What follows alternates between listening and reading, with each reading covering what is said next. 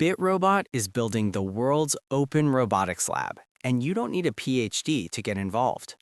There are a few simple ways anyone can contribute. First, you can help by operating robots and collecting real-world data.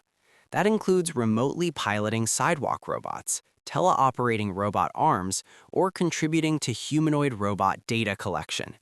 Real-world interaction data is one of the hardest problems in robotics, and this is where it comes from.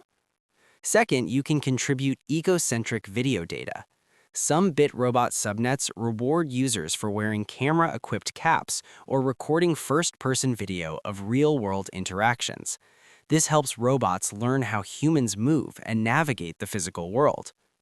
Third, you can join subnets and challenges. Each subnet focuses on a specific output, like urban navigation, teleoperation, or humanoid movement.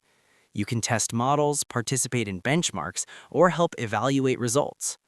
If you're more technical, you can support infrastructure and validation.